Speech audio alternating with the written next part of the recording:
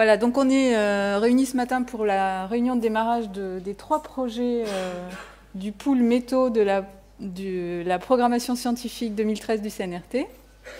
Voilà, donc ces 3 projets qui tournent autour de la connaissance des métaux. Donc les 2 premiers, dispersion des métaux de l'amine au lagon et dynamine, sont des projets qui sont très proches, qui sont très complémentaires. Ils s'intéressent donc à la façon dont les métaux se dispersent dans l'environnement, depuis la mine jusqu'au lagon, d'où son titre, par les poussières, par les sols, par l'hydrosphère, donc dans les compartiments abiotiques et dans les compartiments biotiques. Et ils étudient également les mécanismes de transfert donc dans la chaîne trophique, donc dans la chaîne alimentaire humaine. Donc ces 2 projets vont vous être présentés. Et puis le 3e projet s'apparente davantage à une étude sanitaire, en fait, de l'action, des conséquences de l'exposition des populations aux métaux qui sont qui se dispersent dans l'environnement, ce qu'on appelle l'imprégnation des populations. Voilà, et donc cette étude essayera de déterminer s'il y a surexposition ou non des populations qui vivent à proximité des sites miniers. Voilà, donc je ne veux pas en dire trop sur les projets parce qu'ils seront longuement, ils seront donc exposés. Là, quel est l'intérêt de ces réunions de démarrage ? En fait, ces réunions de démarrage sont importantes parce qu'elles donnent l'opportunité aux équipes de présenter leur programme, donc les objectifs généraux du programme, les objectifs spécifiques également, les différentes tâches qui vont être réalisées, et puis donc comment les études ou les expérimentations vont se dérouler. Donc c'est l'occasion aussi de poser des questions pour clarifier certains points qui paraîtraient obscurs dans les programmes, donner donc l'occasion aux équipes de préciser des choses qui sont peut-être à préciser, pas très claires dans les programmes ou qui vous interpellent plus particulièrement en fonction de votre métier propre. Et puis c'est aussi l'occasion d'échanger sur les transferts de données, quelles données les équipes ont besoin pour faire leur travail, quelles informations complémentaires, qui peuvent être les personnes ressources auxquelles elles peuvent s'adresser pour recueillir ces données, etc. Voilà, donc c'est des réunions qui sont importantes, qui marquent vraiment le démarrage des projets. Et puis ensuite, donc, tout au long du projet, il y a des réunions de restitution intermédiaire qui permettent de voir l'avancée des programmes, de remettre à plat certaines choses, et puis voilà, de clarifier le déroulement des programmes jusqu'à la fin. Donc je laisse tout de suite la parole au premier projet, donc Peggy, je crois, pour dispersion des métaux de la mine jusqu'au lagon. Je touche à rien. Voilà. Bien, alors je vais présenter la première partie de ce projet, dispersion des métaux de la mine au lagon, et ensuite mon collègue Yannick Dominique prendra le relais pour la deuxième partie de ce projet. Donc le projet dispersion des métaux de la mine au lagon est un projet qui va se dérouler, dont les travaux vont se dérouler principalement sur le mont Cognambo, pas exclusivement, mais une bonne partie en tout cas se dérouleront sur le mont Cognambo. C'est un projet qui a une durée de 36 mois, donc il démarre en juillet 2015 et il s'achèvera en juillet 2018. C'est un budget d'un montant global de 34,6 millions. Alors, ce projet regroupe des universitaires, 4 universités, l'université de Bordeaux. La coordinatrice scientifique de ce projet vient de cette université, il s'agit du docteur Agnès Feurté-Mazel. Ensuite, intervient dans ce projet l'Université de la Nouvelle-Calédonie avec 2 laboratoires de cette université, le laboratoire PPME et le laboratoire LIVE. Je suis coordinatrice locale de ce projet puisque la directrice scientifique est localisée en métropole, donc je vais assurer le relais sur place. Il y a également l'Université de Reims qui est intégrée dans ce projet. C'est le docteur Estelle Roth qui sera notre interlocuteur privilégié, et l'Université de Bourgogne avec comme interlocuteur privilégié le professeur Fabrice Monin. Il y a également 2 cabinets de consulting, BioEco, avec comme interlocuteur privilégié le docteur Yannick Dominique, et Asconi Consultant avec comme interlocuteur privilégié le docteur Florence Pérez. Les objectifs de ce projet sont d'apporter des connaissances sur la dispersion des métaux en contexte minier, à savoir quels sont les compartiments principalement sujets aux émissions liées à la mine. Donc on veut étudier d'abord le rôle du compartiment abiotique, donc c'est tout ce qui est non biologique, dans la dispersion des métaux. on va se focaliser dans ce projet principalement sur le compartiment atmosphérique et sur la pédosphère. Et on va se concentrer sur le nickel, le chrome, le cobalt, le manganèse. Et j'ai oublié de rajouter le fer, puisque ça avait été demandé de rajouter le fer dans ce projet. Le compartiment hydrosphère sera traité dans le projet Dynamine, qui est complémentaire à ce projet. Le deuxième objectif, eh bien, c'est d'évaluer la bioaccumulation des éléments métalliques dans les organismes biologiques de l'hydrosphère et d'étudier les mécanismes de transfert donc, du système aquatique vers les organismes biologiques. Donc on étudie, dans le cadre de ce projet, on aborde 3 compartiments de l'environnement, l'air, en se focalisant uniquement sur le compartiment abiotique, en mettant en point, ou en déterminant un modèle de dispersion des poussières, et en étudiant la réactivité des poussières. Dans le compartiment sol, on va également se focaliser sur le compartiment abiotique, donc principalement ce qui est non vivant, avec la mise au point de bioindicateurs et l'étude de la biodisponibilité des retombées atmosphériques. Et pour le compartiment eau, on va s'intéresser plus précisément au compartiment biologique, avec le compartiment abiotique qui sera traité dans le projet Dynamine. Donc là, on va étudier les mécanismes de bioaccumulation et de transfert des éléments métalliques. Donc le projet est divisé de la façon suivante. Il y a 2 tâches principales. Tâche 1, c'est tout ce qui est abiotique. Tâche 2, c'est tout ce qui est biotique. Dans la tâche 1, il y a 4 sous-tâches avec les différents partenaires. L'Université de Reims, GSMA, l'Université de Bourgogne et l'Université de la Nouvelle-Calédonie, Artéis PPME, l'Université de la Nouvelle-Calédonie et encore l'Université de Bourgogne pour la tâche 3, et l'Université de Bourgogne et le PPME pour la dernière sous-tâche. Pour le compartiment biologique, il est scindé en 3 sous-tâches. Les 3 sous-tâches font intervenir à peu près la quasi-totalité des partenaires. Donc je suis responsable scientifique de la tâche 1 et Magali Baudrimont est responsable scientifique de la tâche 2. Donc je cite tous les noms parce que ce sont des gens qui peuvent éventuellement vous solliciter pour avoir des informations ou des données. Donc comme ça, vous savez d'où ils viennent. Alors la tâche 1. Donc, première sous-tâche qui est gérée par le docteur Estelle Roth. Donc, il s'agit dans un premier temps de faire des calculs de trajectoire de masse d'air à partir des données météorologiques et ensuite de modéliser la dispersion des poussières. Donc, dans un premier temps, il faut établir le modèle. Pour établir le modèle, les scientifiques vont utiliser les données disponibles auprès de la société KNS, puisqu'ils ont acquis un certain nombre de données recueillies à Agatop, sur la base vie, à Vaux et à Unjo. Vaux, je ne suis pas sûre que vous ayez des données, mais peut-être si, d'accord, je ne me suis pas trompée. Donc, dans un premier temps, ils vont caler le modèle avec ses premières données, intégrer les données météorologiques, vitesse, direction des vents, humidité ambiante, température. Et ensuite, pour valider et compléter le modèle, eh bien, ils vont réaliser un échantillonnage. Le lieu précis de ces échantillonnages vont être à déterminer en fonction des premiers résultats de rétrotrajectoire. Donc là, on rentre dans le technique que je ne maîtrise pas trop. Et donc, en fait, pour des points sensibles qu'ils auront identifiés sur le modèle, il faudra valider ce modèle avec des points expérimentaux. Il prévoit donc de venir sur le territoire en août 2016. Et pour ce faire, au cours de la dernière d'une réunion, nous avions discuté avec Pierre Mercier qui nous avait parlé de la cabine de mesure des poussières de la base vie qui serait démontée et d'une éventuelle possibilité d'utiliser cette cabine pour des mesures. Donc si cette cabine est effectivement disponible, ce serait très utile pour le projet pour justement valider le modèle avec des mesures sur le terrain. Les mesures de terrain, en fonction des conditions météorologiques, c'est difficile à prévoir, mais il prévoit entre 6 et 12 jours de terrain en août 2016. La deuxième sous-tâche, bioindicateurs lichen. Donc là, en fait, il s'agit, les bioindicateurs lichen de dépôt atmosphérique, c'est quelque chose qui est couramment utilisé, mais qui n'est pas utilisé en Nouvelle-Calédonie.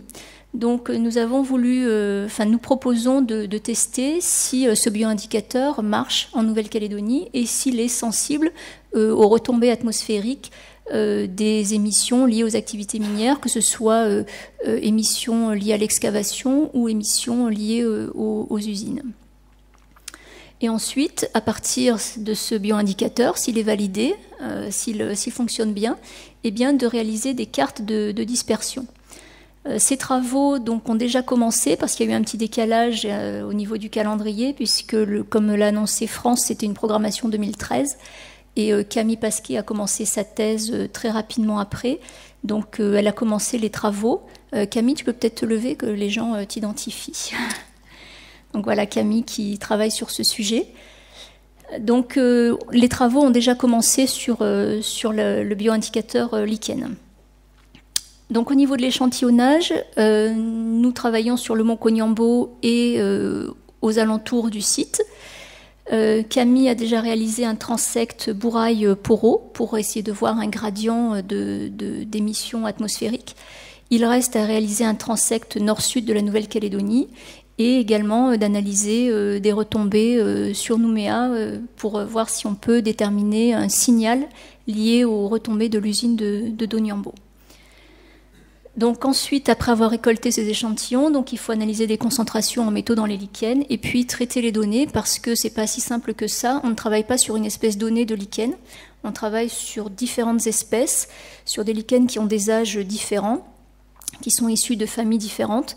Et donc, il faut faire un traitement derrière de normalisation, d'analyse compositionnelle pour ressortir un signal et pour corriger la concentration qui peut varier en fonction de l'âge du lichen, par exemple. Troisième sous-tâche du compartiment abiotique, donc c'est l'étude de la réactivité des poussières. Donc ici, il s'agit de caractériser les particules atmosphériques et principalement de déterminer leur potentiel de libération d'éléments métalliques. Ces travaux sont également réalisés dans le cadre de la thèse de Camille Pasquet. Donc ici, en fait, on a adapté une stratégie qui est de créer nos propres poussières au laboratoire parce que les quantités de poussière recueillies sur filtre sont beaucoup trop faibles. Donc Camille a mis au point une chambre de séparation pour travailler sur des poussières dont la taille est centrée aux alentours de 10 micromètres.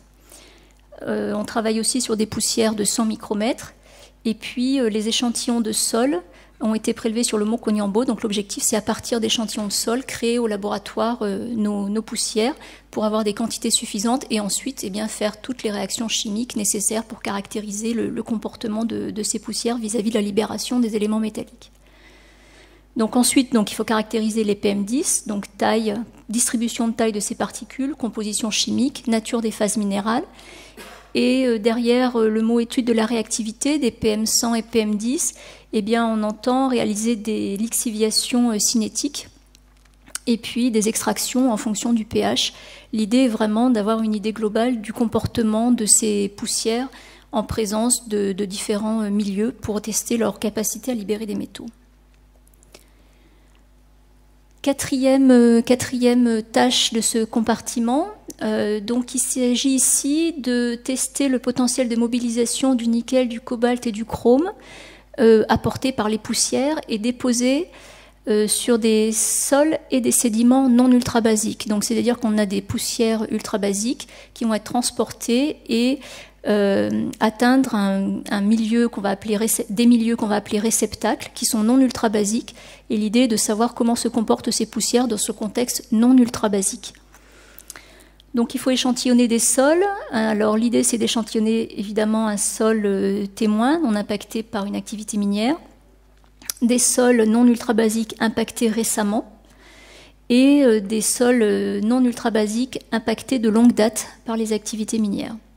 Sur ces sols, on va réaliser des extractions cinétiques et l'idée, c'est de voir si on a une évolution temporelle de la fraction biodisponible, donc c'est-à-dire la quantité de métaux qui est facilement libérée par les poussières déposées d'origine ultrabasique. Dans ce projet, il faut également réaliser des échantillonnages de sédiments à l'embouchure d'un bassin versant minier. Là, les partenaires avaient pensé au site minier de Poro, mais ça reste à discuter. Ils veulent réaliser une analyse de la séquence sédimentaire et puis réaliser une datation de cette séquence sédimentaire à partir de datations au plomb et au césium, et puis réaliser des extractions cinétiques sur ces sédiments. L'objectif est d'analyser le comportement de ces sédiments pour une séquence préanthropique, une séquence précoce et puis une séquence actuelle. Donc l'idée dans cette sous-tâche, c'est vraiment la notion de temporalité et de voir comment se comportent les poussières dans le temps. La deuxième tâche, donc, c'est la description du compartiment biotique. Et là, je vais laisser la parole à mon collègue Yannick.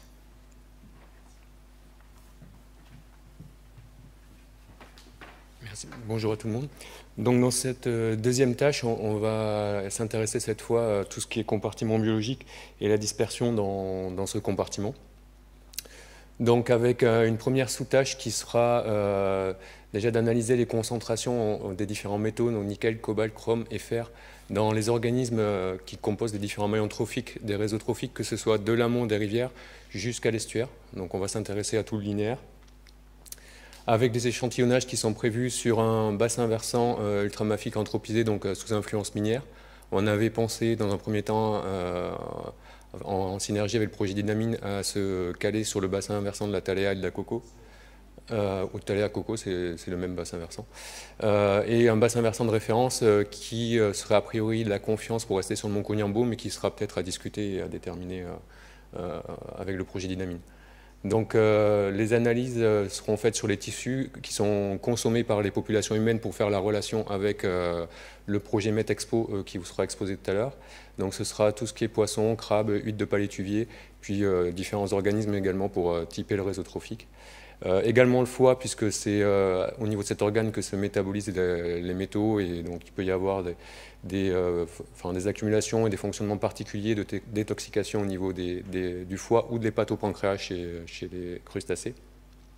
Et également au niveau des branchies chez les poissons, par rapport donc à tout ce qui est exposition directe, c'est-à-dire par filtration et par l'eau, pour voir un petit peu comment rentrent les métaux, si c'est par voie directe ou voie trophique. Donc, ensuite, on caractérisera les réseaux trophiques également avec un traçage isotopique, donc azote 15 C13. Donc ça permettra de replacer chaque maillon biologique au sein d'un réseau trophique et de voir d'où provient la source de carbone à la base du réseau trophique et comment les métaux circulent par le réseau trophique d'un compartiment à l'autre. Et donc ensuite, il y aura des caractérisations des transferts. Donc ça permettra tout ça, de caractériser les transferts au sein de ces réseaux trophiques, voir si aujourd'hui, pour les différents métaux qu'on étudiera, si on a juste des transferts simples, c'est-à-dire que les concentrations passent d'un maillon à l'autre sans augmenter ou sans diminuer, ou si on a une bioamplification, c'est-à-dire qu'on augmente les concentrations au fur et à mesure qu'on monte dans les maillons, ou plus à ce qu'on s'attend ici, c'est une biodilution, c'est-à-dire qu'au fur et à mesure qu'on monte dans les compartiments biologiques, on aura une diminution des métaux, parce que ce ne sont pas forcément des formes qui sont très disponibles pour les animaux ou les végétaux. Donc c'est ce qui sera mis en évidence à travers tout ce travail. Donc ensuite, au niveau de la deuxième sous-tâche, donc là ce sera des études qui commenceront sur le terrain, mais qui se finaliseront surtout en laboratoire. Donc pour étudier les mécanismes de transfert trophique, là on se focalisera uniquement sur le nickel, pour des questions de budget, des questions de temps. Ce qui sera étudié en particulier, c'est le transfert entre un producteur primaire, donc le biofilm, et un poisson, un brouteur d'eau douce. Il y aura et pour essayer de voir l'influence du nickel sur les communautés de diatomées également au sein du biofilm. Donc ce qui sera fait plus précisément, c'est-à-dire que sur le terrain, on collectera du biofilm qui se sera développé soit sur des substrats artificiels qu'on aura posés, et on prendra également du biofilm naturel qu'on récoltera sur des substrats immergés, donc galets, etc.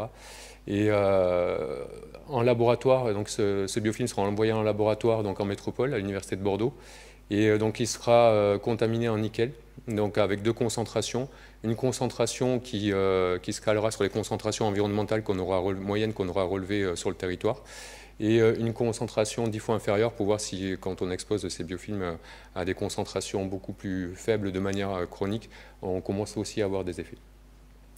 Donc, il y aura également des poissons donc, autochtones qui seront envoyés en laboratoire et qui seront élevés et qui seront nourris avec ce biofilm contaminé pour voir les transferts qui existent entre ce biofilm et le poisson.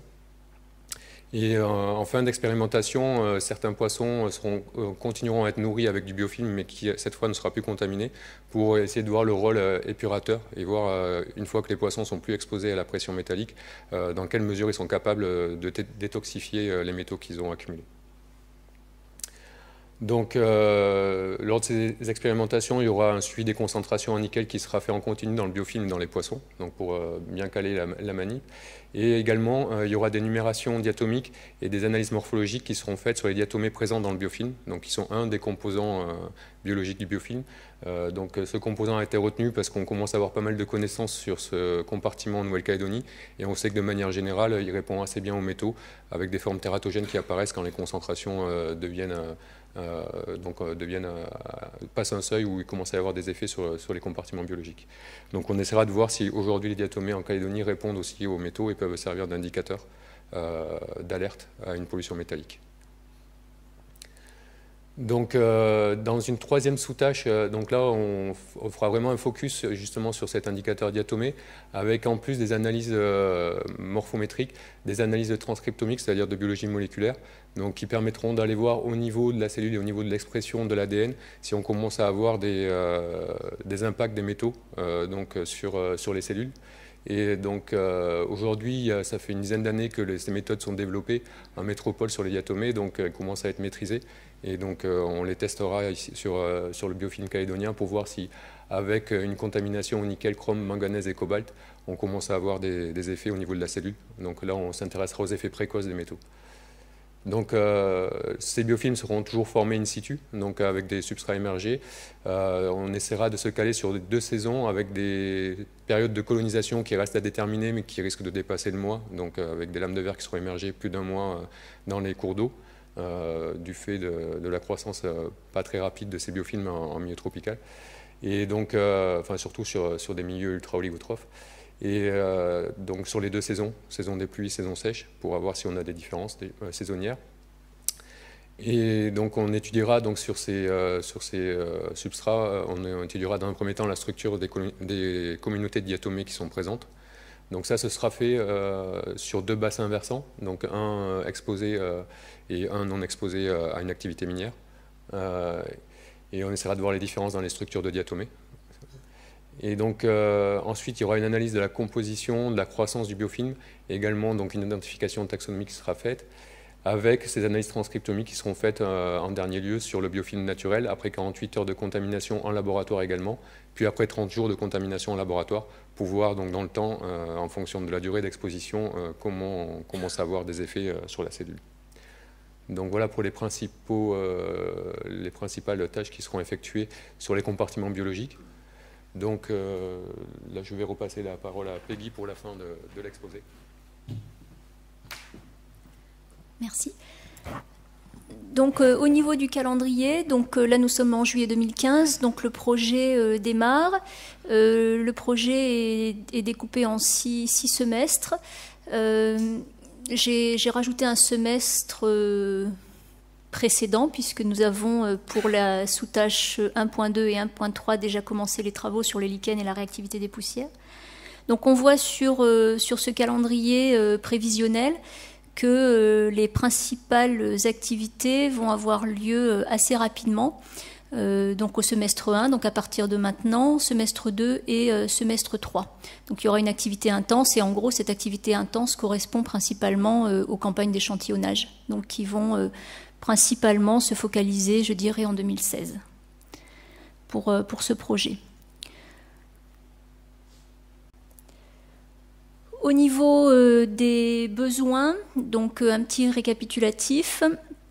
Donc pour tout ce qui est modélisation, eh bien, il y a besoin des données de KNS. Et puis éventuellement, enfin c'est pas éventuellement, ce serait bien, la cabine de mesure pour caler le modèle. Pour ce qui est bioindicateur lichen, réactivité des poussières, bien l'échantillonnage a déjà été réalisé sur le Mokonyambo. Il reste des échantillonnages à réaliser, mais ça ne se fera pas. Enfin, ces échantillonnages ne nécessitent pas l'assistance des miniers. Donc, on devrait pouvoir se débrouiller tout seul. L'Université de Bourgogne prévoit de se déplacer en Nouvelle-Calédonie en avril ou mai 2016 et a priori n'aurait pas non plus besoin n'aurait pas de besoin spécifique pour leur campagne d'échantillonnage.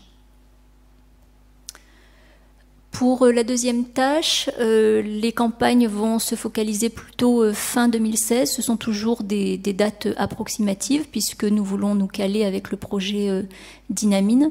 Donc ça va être l'objet de la discussion qui va suivre les présentations. Mais ce serait en 2016. Donc, comme on l'a dit en introduction, ces trois projets sont, ce projet est fortement connecté à deux autres projets qu'on appelle les projets du Pool Métaux. Donc, ces autres projets sont le projet Dynamine et Metexpo. Alors, juste en guise de conclusion pour situer un petit peu l'articulation des projets. Alors, ce schéma n'est pas exhaustif, j'espère ne rien avoir oublié, mais en gros, le projet Dynamine étudie la relation mine-compartiment aquatique et principalement les eaux superficielles, ou surtout les eaux superficielles. Dans le compartiment air, eh bien, c'est le projet dispersion des métaux qui va travailler sur ce compartiment avec les modélisations des poussières inhalables. Il y aura une étude des relations air-sol avec les travaux sur les réceptacles, sédiments et sols réalisés par l'Université de Bourgogne et sur les bioindicateurs lichen. La relation sol-écosystème terrestre sera également visualisée, enfin en tout cas des éléments de réponse par le projet dispersion des métaux avec la disponibilité des métaux déposés dans un contexte non ultra-basique. La relation air-eau est également abordée puisque on a des dépôts puisque en fait on étudie le comportement, la lixiviation des métaux. Donc les poussières déposées en système aquatique, on va pouvoir avoir une idée de la quantité de métaux libérés dans un système aquatique. La relation eau-système aquatique est bien abordée dans les deux projets, dispersion des métaux, Dynamine, avec la dispersion dans les maillons trophiques et le bioindicateur diatomé. Là, je parle uniquement du projet DMML. Pour le projet Dynamine, Farid expliquera en détail ce qu'apporte ce projet sur cette relation. Et sur les écosystèmes, la relation écosystème aquatique-homme, le projet dispersion des métaux y répond aussi avec une analyse des produits de la pêche, ou tente en tout cas d'apporter des éléments de réponse. La relation air-homme est également abordée par le projet DMML, avec la biodisponibilité des métaux de la fraction inhalable. Donc ce sont les PM10, ce sont les fractions de poussière qui pénètrent le système respiratoire. Et puis la relation écosystème aquatique, écosystème terrestre, homme, eh bien, est abordée dans le projet Metexpo. Voilà, j'ai rien d'autre à ajouter. Merci pour votre attention.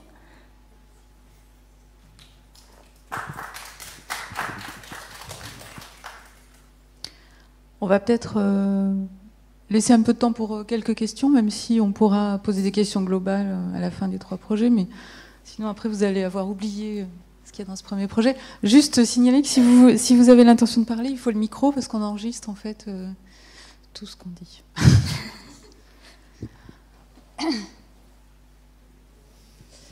Moi, je commence du coup peut-être. J'avais juste une question sur la tâche 1.4, je crois. En fait, le choix du bassin versant témoin, enfin ou pas témoin d'ailleurs, dans lequel on va regarder dans les sédiments ce qui se passe. Plutôt que Poro, est-ce qu'on ne pourrait pas choisir Thio, puisque finalement il y a toute une partie de projet du CNRT sur le transport solide qui va se faire à Thio. Oui, effectivement, hein, c'est une question qu'il faut se poser. Hein. Il faut qu'il y ait un maximum d'interaction entre les différents projets. Alors, pourquoi Poro? Parce qu'on avait pensé à Poro, mais ce n'est pas un choix qui est arrêté. Hein. On avait pensé à Poro parce qu'on a fait des mesures de lichen aussi sur Poro. Donc, mais après, ça peut être Thio aussi. Il n'y a pas de souci, effectivement. Une question, quelle est l'explication du pointillé là, entre la relation écosystème terrestre et homme. Pourquoi c'est en pointillé? C'est une bonne question, je ne m'en souviens plus pourquoi j'ai mis des pointillés. Parce que je ne suis pas certaine qu'il y ait des mesures de concentration en métaux dans les produits de l'agriculture. C'est pour ça que j'ai mis des pointillés. Deuxième question sur le planning, j'ai pas bien compris la légende là. Vous parlez de 6 semestres, mais vous parliez de la première partie en français, mais le reste c'est quoi? Parce que j'ai pas eu la légende, peut-être que. Pardon. Alors, si on peut repasser. Je reviens en arrière, mais je n'arrive pas à revenir en arrière. Ouais. Ben oui, il y a tout le. Oui, pardon. Voilà. Oui, pardon. Alors en fait, quand c'est en gris foncé, c'est une activité importante pour le projet, et plus ça s'éclaircit, et plus l'activité sera allégée sur. Donc il va y avoir une concentration des efforts assez rapidement. Ensuite, ça va être le traitement des données, et puis à la fin, une reprise d'activité intense. Alors ça ne veut pas dire qu'on fait rien quand c'est en gris clair, mais une reprise d'activité un peu plus intense, et bien pour la valorisation et la rédaction des rapports. Merci. J'en profite pour rebondir. En fait, normalement, il faudrait que tous les projets soient finis fin 2017. Donc je pense que peut-être s'il y a des contractions de planning à faire, on va peut-être regarder, puisque normalement le CNRT finit fin 2017 pour cette CNRT 2. Donc il faudra peut-être essayer de concentrer donc nous avons que les 30 activités mois, en fait. intenses. Voilà. D'accord. Ok.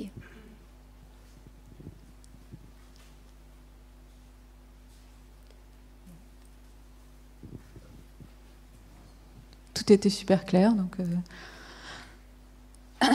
on peut peut-être passer à Dynamine à ce moment-là, et puis s'il y a d'autres questions qui reviennent, on refera une petite séance juste après.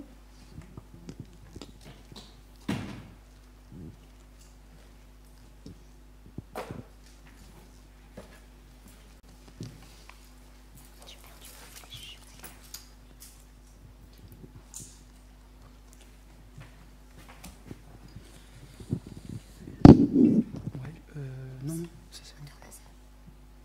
Ah ouais, je veux bien, ouais, éventuellement, s'il te plaît. Merci bien. Ok. Merci.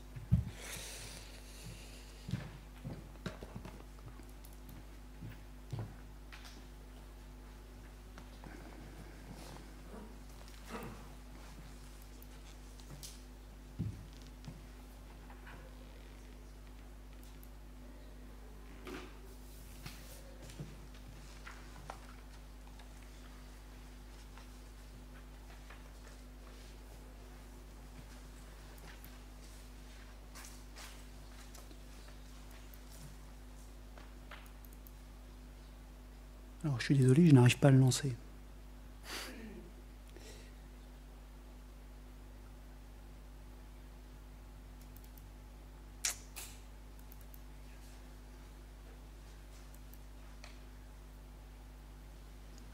Oui, d'accord. Ok. Bien, bonjour, je me présente, Farid Juillot, je suis chercheur à l'IRD, et je suis donc le responsable du projet Dynamine, que je vais vous exposer maintenant. Donc en fait, ce projet, comme l'a un peu expliqué Peggy, consiste à étudier la dynamique des métaux, nickel, chrome, cobalt, manganèse et fer essentiellement, le long d'un continuum qui s'étend depuis les massifs miniers jusqu'au lagon, avec comme site principal d'étude le massif du Cognambo. Alors ce projet est un projet qui sera réalisé en collaboration avec plusieurs équipes universitaires, donc avec notamment des collègues de l'Université de la Nouvelle-Calédonie à travers le pôle pluridisciplinaire de la matière et de l'environnement, des collègues de l'Institut de physique du globe de Paris avec le laboratoire de géochimie des eaux, un certain nombre d'équipes de l'IRD, l'équipe à laquelle j'appartiens qui est l'Institut de minéralogie, de physique des milieux condensés et de cosmochimie, l'équipe de MIO, donc c'est le Mediterranean Institute of Oceanography, et une équipe qui s'appelle Entropie, qui travaille essentiellement sur les écosystèmes coralliens en Calédonie. Nous avons également des collègues du CEREG, Centre européen de recherche et d'enseignement en géosciences de l'environnement, à Aix-en-Provence, rattaché à l'Université de Marseille. Et enfin, nous travaillons en collaboration avec les collègues d'un bureau d'études qui est AEL, Analytical Environmental Laboratory. Alors, ce projet est financé donc, pour une période de 36 mois qui finalement est ramené à 30 mois environ, compte tenu des décalages de démarrage du projet. C'est un projet qui a été, auquel un budget de 185 000 €, 22 millions de francs pacifiques a été alloué. Et donc, comme je le disais, qui va se focaliser essentiellement sur le massif du Koniambo. Alors, les interrogations qui ont amené à proposer ce projet au CNRT sont les suivantes. En fait, on a une connaissance, on commence à avoir une connaissance assez précise des formes chimiques ou minéralogiques ou cristallochimiques des métaux dans les massifs miniers. Et on sait que ces massifs miniers sont plus ou moins perturbés lors de la mise en exploitation des zones minières. Et il y a de grosses interrogations sur la dynamique des métaux en lien avec cette perturbation des massifs miniers. Cette dynamique étant essentiellement conditionnée par des transferts qui se font via les réseaux hydrographiques. Donc l'objectif du projet, c'est d'essayer de répondre aux différentes questions qui sont listées sur ce transparent. Donc la première qui est d'identifier les sources d'éléments traces métalliques dans les massifs miniers, mais je vous montrerai juste après que finalement on commence déjà à avoir pas mal d'éléments de réponse autour de ces questions-là. La seconde question qui concerne en fait les flux et les formes de transfert des éléments traces métalliques le long des rivières.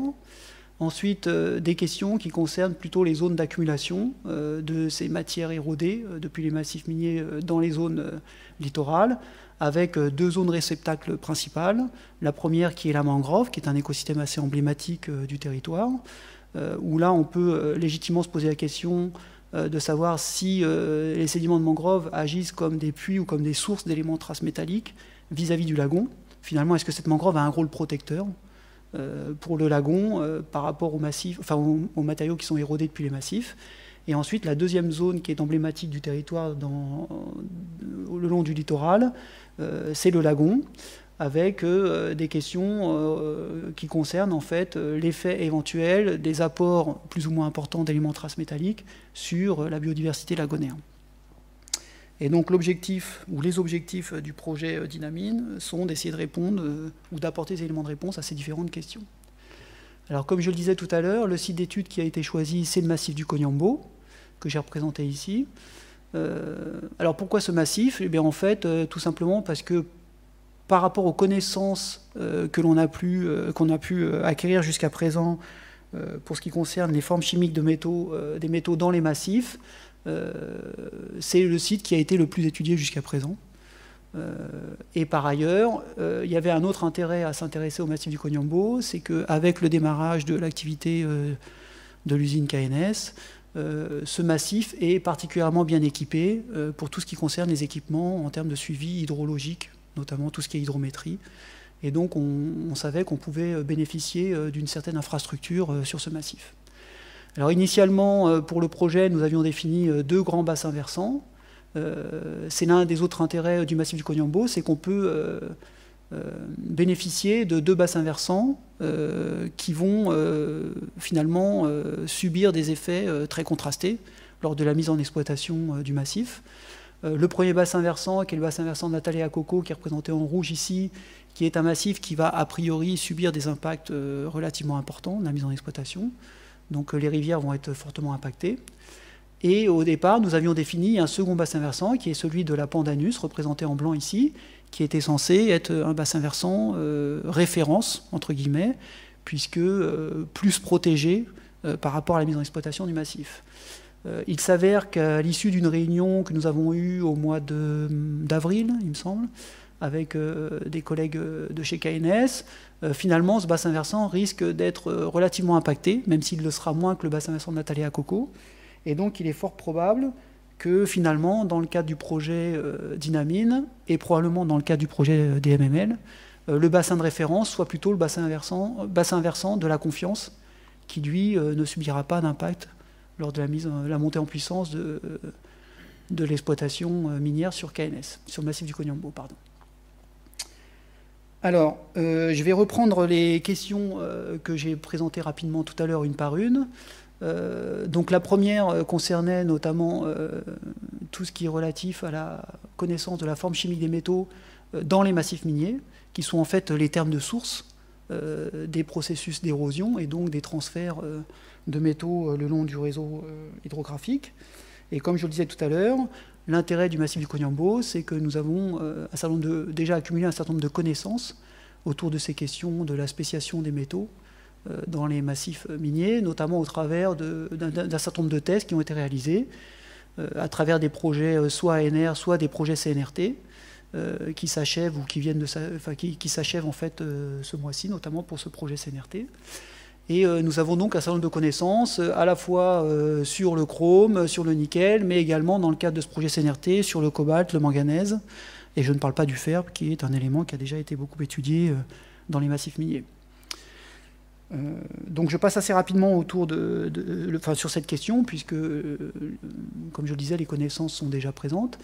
Et un des gros volets qui va concerner en fait le projet Dynamine, c'est donc le volet hydrographique et tout ce qui concerne la question de la caractérisation et de la quantification des flux et des formes de transfert des ETM le long de ce réseau hydrographique. Donc pour cela, dans le cadre du projet CNRT, nous allons nous limiter en fait à un suivi relativement simple qui sera localisé en sortie des bassins versants sélectionnés, donc le bassin versant Aléa Coco et le bassin versant Confiance, avec l'installation de dispositifs de prélèvement automatique d'eau qui permettront à la fois de mesurer les teneurs en métaux dissoutes, mais également de quantifier les teneurs en matière en suspension, et ensuite de travailler sur ces matières en suspension, à la fois d'un point de vue de la minéralogie et de leur teneur en métaux. Donc l'intérêt de ces équipements, c'est qu'ils permettent de collecter des échantillons d'eau sur des périodes qui peuvent être relativement longues, sans forcément nécessiter la présence d'un opérateur sur place. Donc on peut programmer comme ça des séquences d'échantillonnage ou des chroniques d'échantillonnage en fonction du régime météorologique au moment du prélèvement. Alors, comme je le disais tout à l'heure, l'intérêt de localiser le projet sur le massif du Koniambo, c'est que KNS, dans le cadre de son suivi environnemental, dans le cadre du respect de la réglementation du code minier, a déjà disposé un certain nombre d'équipements le long du massif. Je n'ai pas représenté tous les équipements ici, il y en a plus que ça. J'ai notamment pas représenté ceux qui sont localisés sur le bassin versant de la Pandanus. Et donc ces équipements sont des préleveurs, tels que celui que je viens de vous présenter juste avant, des pluviomètres, et il y a même une station météo qui est localisée vraiment tout en haut du massif. Donc dans le cadre du projet CNRT, du projet Dynamine, pardon, nous allons avoir notre propre suivi en sortie de bassin versant, mais nous pourrons également bénéficier de toute la collecte de données et d'échantillons qui sera réalisée dans le cadre du suivi environnemental réalisé par KNS pendant la durée du projet. Donc on va a priori avoir un nombre de données assez important et un nombre d'échantillons assez conséquent. Alors que ferons-nous avec ces échantillons et ces données? En fait, il y aura notamment un travail sur la chimie des eaux, comme je l'expliquais, qui sera réalisé essentiellement par les collègues du PPME, à l'Université de Nouvelle-Calédonie, et les collègues du CEREG. Ensuite, il y aura, à l'issue de cette collecte de données, donc comme je le disais, on risque d'avoir une quantité de données assez importante, et donc des collègues du PPME vont essayer de travailler sur des approches de type fouille de données, pour essayer de voir s'ils peuvent ressortir des éléments de corrélation entre des paramètres physiques ou chimiques diverses. Est-ce que la teneur en métal ou en nickel dissoute est corrélée, je ne sais pas, à l'intensité de la pluie, ou etc. Ou est-ce qu'au contraire, il n'y a pas de corrélation précise entre ces différents paramètres? Voilà. Ensuite, il y aura bien évidemment un bilan hydrologique qui sera réalisé, puisque pour être en capacité de proposer des flux de métaux, il faut bien évidemment être en capacité de mesurer les débits d'eau. Et donc, c'est la connaissance à la fois de ces débits d'eau et des teneurs en métaux à la fois dissoutes et particulières qui permettront de recalculer les flux qui transitent à une échelle saisonnière le long des bassins versants qui seront étudiés.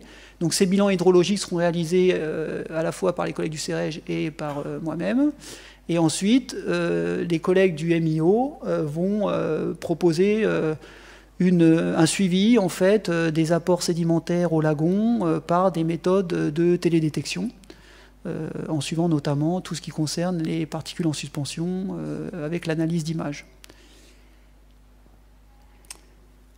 Toujours pour ce qui concerne le réseau hydrographique, il y a donc un travail qui est envisagé pour essayer d'identifier les formes de transfert des éléments traces métalliques le long de ce réseau hydrographique, avec à la fois des actions qui seront réalisées sur les éléments en solution, avec des calculs de spéciation en solution, essentiellement à travers des codes de calcul, en utilisant les paramètres physico-chimiques du milieu, mais également des analyses qui seront réalisées sur les particules de matière en suspension qui seront collectées dans les échantillons d'eau, notamment des analyses relatives à la minéralogie de ces particules et la cristallochimie. L'objectif est ici d'essayer de savoir sous quelle forme se trouvent les métaux dans ces particules en suspension, notamment le nickel, le chrome, le cobalt et le manganèse. Et d'essayer éventuellement de mettre en évidence des évolutions de ces formes chimiques depuis les zones sources, qui sont les massifs miniers, vers les zones les plus à l'aval, les zones de dépôt. Et il y a également un travail qui est envisagé par des collègues du PPME sur les propriétés rhéologiques, on va dire, de ces particules en suspension, avec notamment des questions qui concernent le comportement des matières en suspension lorsqu'elles passent d'un milieu eau douce à un milieu salé, lorsqu'on approche de l'embouchure. Il peut notamment y avoir des réactions de flocculation, d'agrégation, etc., qui peuvent très fortement modifier le comportement des particules en suspension, notamment leur capacité à sédimenter. Et donc un travail est envisagé pour essayer de comprendre comment ces particules se comportent lors de leur passage du milieu eau douce au milieu salé. Alors voilà pour le réseau hydrographique. Alors ensuite, pour ce qui concerne les zones plus à l'aval, donc qui sont plutôt les zones de dépôt, comme je le disais en introduction, un des premiers écosystèmes qui est concerné par ces apports de matériaux érodés depuis les massifs, c'est la mangrove.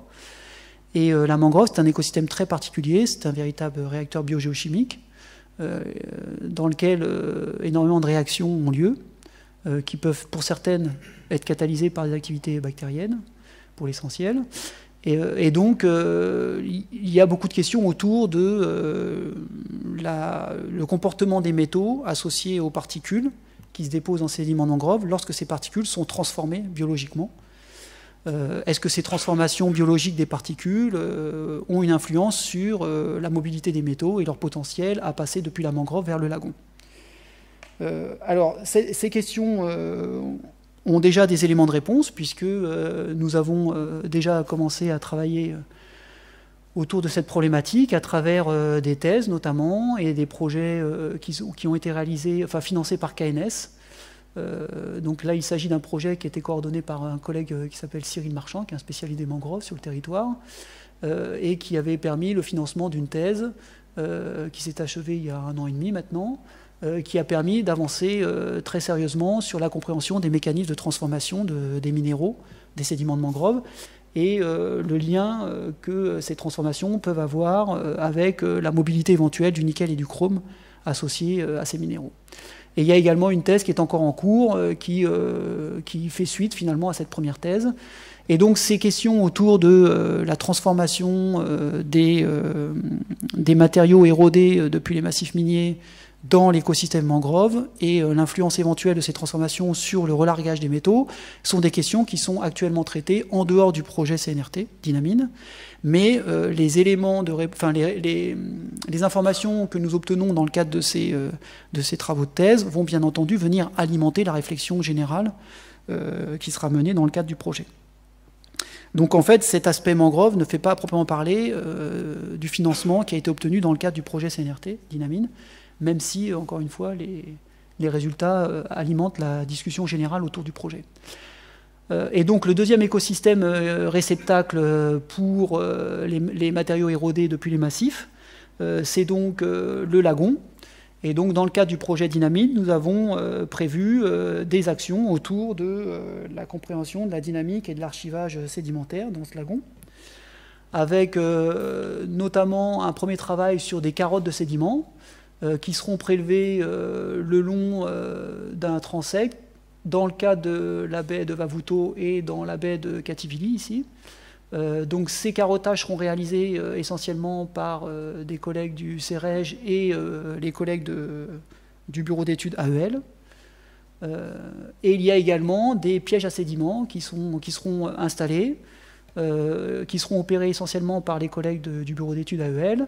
Et l'association des carottages sédimentaires et des pièges à sédiments permettra de mesurer la dynamique sédimentaire actuelle et d'essayer de remonter, dans le cas des pièges à sédiments, et d'essayer de remonter à la dynamique sédimentaire ancienne dans le cadre des analyses de carottes sédimentaires. Alors justement, les différentes actions qui seront envisagées sur ces échantillons. Donc pour les flux sédimentaires anciens, le travail sera réalisé essentiellement par les collègues du CEREJ, soutenu par les collègues localement du bureau d'études AEL. Donc il s'agira essentiellement d'essayer de dater les carottes sédimentaires et de caler les âges avec des mesures de teneur en métaux pour essayer de voir si on observe à l'échelle de 100-150 ans une augmentation plus ou moins importante des flux de métaux dans les enregistrements sédimentaires du lagon, qui pourraient être éventuellement corrélés à la montée en puissance de l'exploitation industrielle des massifs miniers. L'intérêt de ces carottes sédimentaires, c'est qu'elles permettront essentiellement d'avoir finalement le fond géochimique en termes de flux de métaux pour ce qui concerne la sédimentation lagonaire. Ensuite, les pièges à sédiments permettront, eux, de mesurer la sédimentation actuelle, enfin les taux de sédimentation actuels, et de quantifier les flux de métaux associés, puisque dans les particules qui seront récupérées, nous doserons les teneurs en métaux, et donc en connaissant les flux de métaux, enfin les flux de sédiments, nous arriverons à remonter, nous serons en capacité de remonter aux flux de métaux. Ensuite, pour ce qui concerne les carottes sédimentaires, d'autres actions sont également prévues. Il y a notamment un travail qui est envisagé par les collègues de l'IPG et en collaboration avec les collègues de l'Université de Nouvelle-Calédonie sur le potentiel de relargage de ces sédiments vis-à-vis des métaux. Est-ce que lorsque les conditions anoxiques s'installent dans la colonne sédimentaire, les particules qui contiennent les métaux se transforment, et cette transformation s'accompagne-t-elle d'un relargage plus ou moins important des métaux depuis le sédiment vers la colonne d'eau. Donc ces suivis de flux de métaux peuvent être faits à la fois par l'analyse des eaux porales, par des systèmes de rhizons qui sont représentés ici. Donc ce sont des espèces de mini bougies poreuses qu'on insère dans le sédiment et auxquelles on applique une dépression pour récupérer l'eau porale, ou alors par des mesures plus longues qui concernent en fait des échanges sur des gels. Ces approches en utilisant des gels sont des spécialités en fait des collègues de l'IPG et de PEGI qui travaillent donc au PPME. Et il y a également un autre travail qui est envisagé sur ces sédiments qui concerne en fait plus précisément des expériences de bioréactivité en conditions contrôlées. Donc ça rejoint finalement le travail de la thèse que je vous ai présenté très rapidement tout à l'heure. Je reviens rapidement en arrière. Non, je suis allé trop loin. Voilà, c'est la thèse de Maya Ikogu qui concerne finalement justement ces expériences de bioréactivité de sédiments.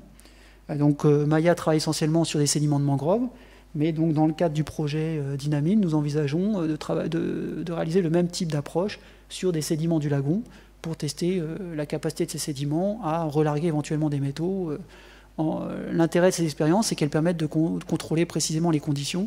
Donc on peut contrôler les conditions d'oxygénation du milieu, on peut éventuellement réaliser ces expériences en conditions biotiques, en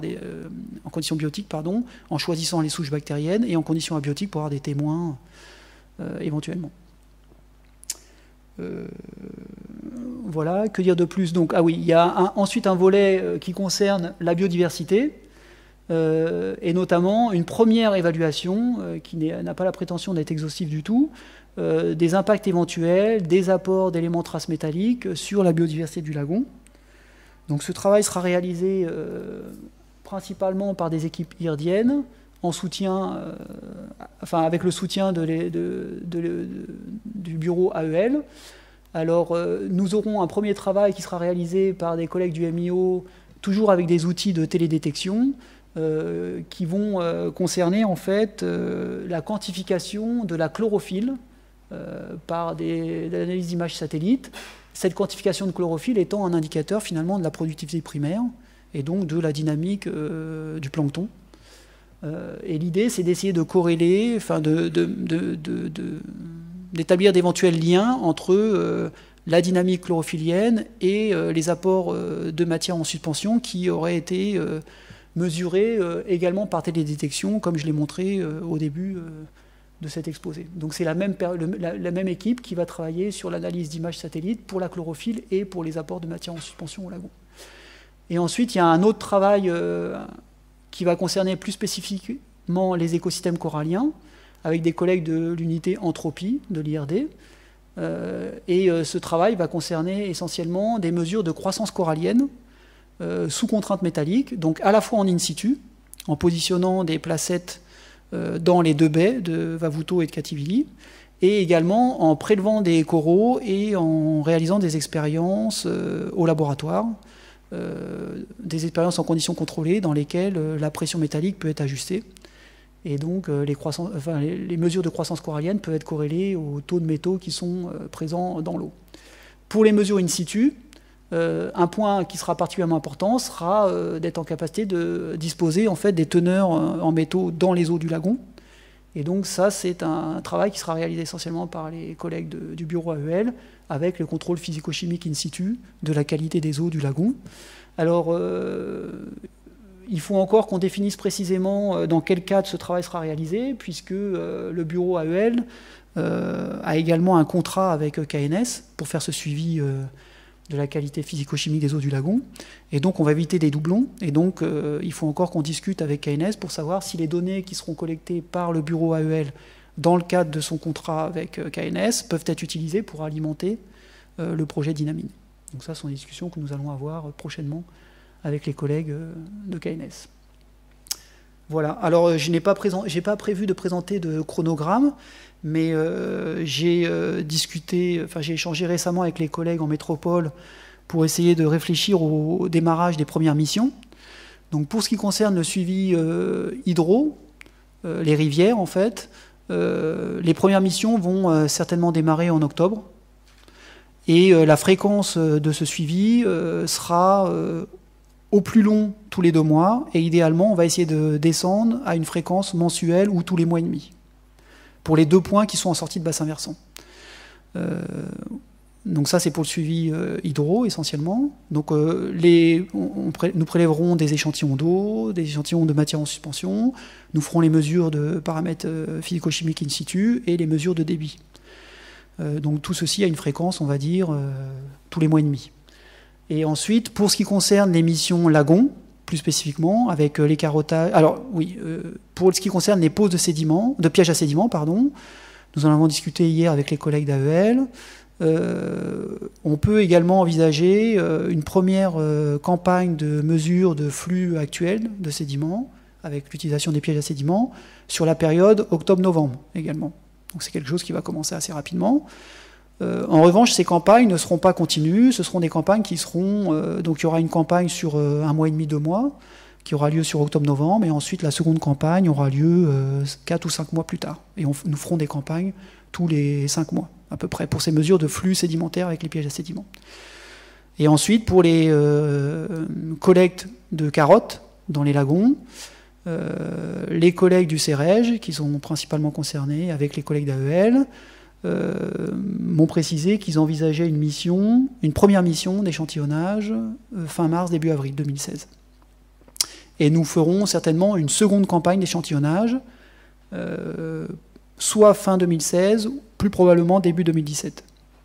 Donc pour ces campagnes, pour ces mesures pour ces collectes de carottes sédimentaires, il y aura a priori 2 campagnes sur la durée du projet. Voilà. Pour ce qui concerne les mesures les analyses d'images par télédétection, finalement les collègues du MIO, eux disposent d'images. En fait, il n'y a pas de contrainte en termes de. Enfin, ils n'ont pas besoin d'aller sur le terrain. Enfin, si, ils ont besoin d'aller sur le terrain, pour caler leurs observations et leurs modèles avec des mesures in situ de paramètres physico-chimiques, notamment lorsqu'il y a le suivi de la chlorophylle. En fait, il faut aller sur place régulièrement pour doser la teneur en chlorophylle dans les eaux et s'assurer que l'algorithme qui permet de quantifier la chlorophylle à partir d'images satellites rend bien des données correctes. Mais en fait, la discussion que j'ai eue avec les collègues du MIO a permis de conclure à l'idée que, comme nous prévoyons de faire des campagnes régulières pour ce qui concerne la collecte des eaux de rivières, nous pouvons très facilement ajouter à chaque fois une journée à ces campagnes pour aller faire un tour sur le lagon et prélever des échantillons d'eau qui seront destinés à la mesure des paramètres physico-chimiques nécessaires à cette quantification de la chlorophylle. Donc a priori, ce suivi pourra être fait, on va dire, toutes les 2 ou 3 campagnes. Donc ce sera un suivi qui sera fait tous les 2-3 mois, enfin tous les 3 mois, on va dire, pour caler le modèle d'analyse d'images satellites pour ce qui concerne la chlorophylle. Et puis voilà, pour ce qui concerne les moyens dont nous aurions éventuellement besoin, comme je le disais, nous allons nous appuyer sur les dispositifs qui ont été déployés par KNS sur le massif. Nous allons certainement les solliciter pour récupérer les données qui sont collectées, qui sont enregistrées régulièrement par les équipes concernées sur KNS. Et pour ce qui concerne les campagnes lagon, que ce soit les mesures de paramètres in situ ou les carottages de sédiments, nous disposons des moyens navigants de l'IRD, donc a priori il n'y a pas de besoin particulier à soumettre auprès de KNS pour ces questions-là. Voilà, je vous remercie pour votre attention.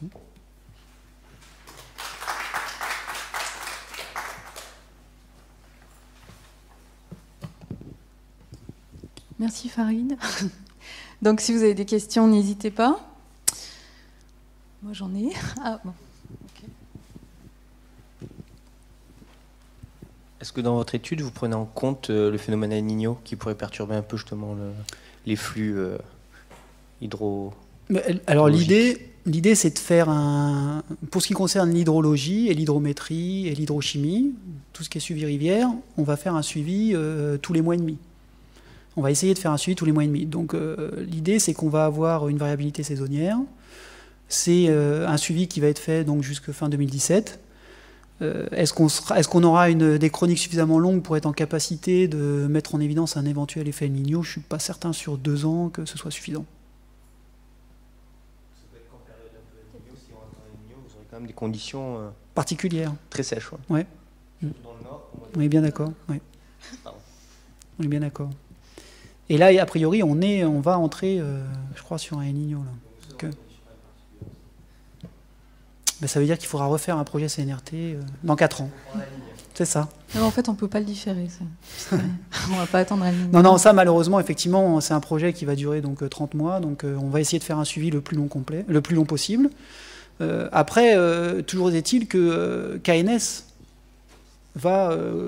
a déjà des chroniques. Alors jusqu'à présent, je crois qu'il y avait des problèmes dans le suivi des données. Les données n'étaient pas toujours harmonisées, etc. Mais je crois que ces problèmes ont été pas mal résolus, justement grâce à un précédent projet CNRT qui était fonctionnement et petits bassins miniers, qui avait été piloté par Michel Henbach et puis par Nicole Matisse de IRSTEA à Grenoble, qui ont fait un gros travail pour essayer d'harmoniser un petit peu les techniques d'échantillonnage, les chroniques d'échantillonnage sur les différents sites miniers. Essayer d'harmoniser également le parc instrumental qui est déployé par les différents opérateurs miniers. Je crois qu'il y a d'ailleurs un groupe instrumentation qui a été monté par Nicole Matisse. Elle a essayé d'animer ce groupe à travers 2 ou 3 réunions. Donc je pense qu'il y a eu une prise de conscience de la part des opérateurs miniers qu'il était important d'harmoniser le parc et surtout de bien organiser toutes ces collectes d'échantillons, ces chroniques de mesures in situ, etc. Et il me semble que du côté de KNS, on en avait discuté lors de la dernière réunion, depuis 1 an et demi, c'est assez récent, mais voilà, les choses sont faites. Apparemment, il commence à y avoir un suivi assez correct. Donc, le projet CNRT s'arrêtera en fin 2017, mais KNS continuera son suivi. Donc, Bonjour à tous, David Ramel de Cognambon-Nickel, justement. J'avais des questions concernant, plus global, je voulais attendre la fin des 3 présentations pour justement en parler. Bon, là, c'est l'occasion. Surtout sur ce projet-là, en fait, on voit qu'il y a beaucoup de choses qui vont être mis en place. Il y a beaucoup de thématiques qui vont être abordées avec des moyens financiers qui sont quand même relativement limités. On voit par exemple sur le volet de flux sédimentaires, donc ce qui nous incombe en fait en termes de transmission d'informations. J'ai des craintes là quant aux choix qui vont être faits, et je pense qu'il serait intéressant de lier avec ça justement qu'on évite en fait des doublons de mesures sur la zone d'étude, déjà dans un premier temps. Dans un deuxième temps, il faudra je pense qu'on s'assoie tous ensemble encore une fois et qu'on inclut dans ces discussions, donc en l'occurrence pour tout ce qui est lié à l'eau, donc la DAVAR, pour essayer justement de rephaser le domaine d'études et de s'assurer que les bassins versants qu'on prend en compte sont bien pertinents. Les données qu'on a eues là sur la saison des pluies 2015 montrent qu'en fait la confiance, elle n'est pas si non impactée que ça. Donc on a eu des constructions qui ont été faites, il y a eu qui sont indépendants de l'activité de Cognambon-Nickel. Il y a un captage. Il y a eu des travaux qui ont été menés et au final on a un impact non négligeable sur le flux sédimentaire. On a un flux sédimentaire qui est plus important que sur des bassins où notre activité est présente. Lié à ça aussi, je pense qu'il y a des questions d'usage aussi autour du massif du Cognambon, donc beaucoup en lien avec le projet Metexpo. Et justement là, il faudrait qu'on puisse se rencontrer et inclure justement des services du gouvernement qui ont aussi un regard critique intéressant et qui pourraient justement nous aider à bien phaser justement au démarrage du projet la zone d'étude, et éventuellement en fonction de ça utiliser certains moyens qui peuvent être mis à disposition par ces projets pour compléter justement le réseau de suivi par exemple. Donc il faut le faire rapidement. Il faut le faire très rapidement, quoi. Ouais.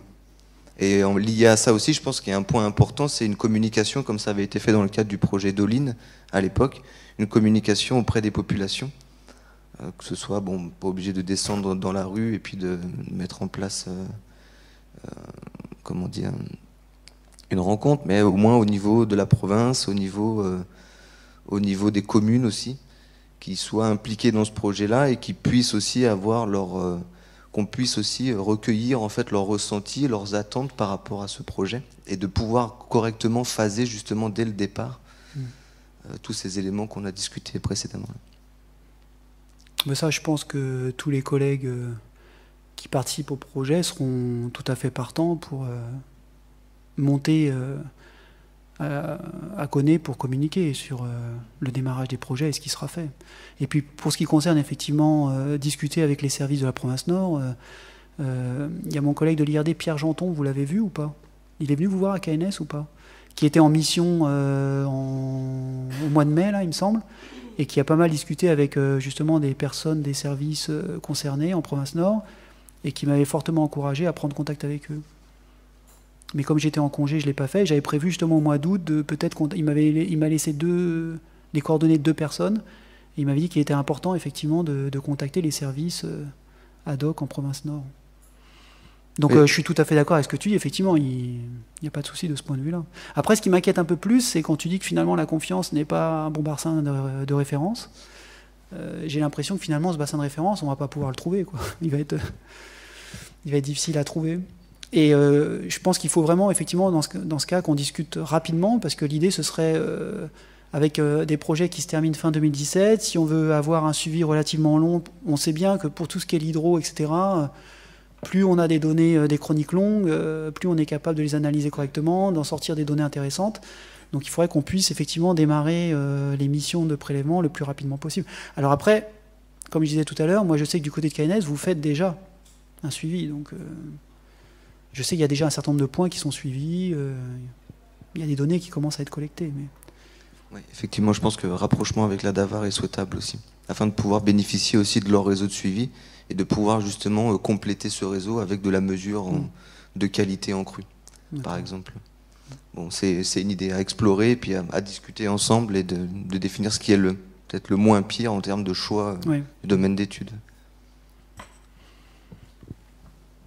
Oui, juste pour revenir à ça, c'est vrai que quand on voit en fait la configuration de la confiance par rapport à l'autre, déjà il est minuscule, donc on se demande si on va pouvoir vraiment comparer des choses avec des bassins versants qui sont aussi différents en fait.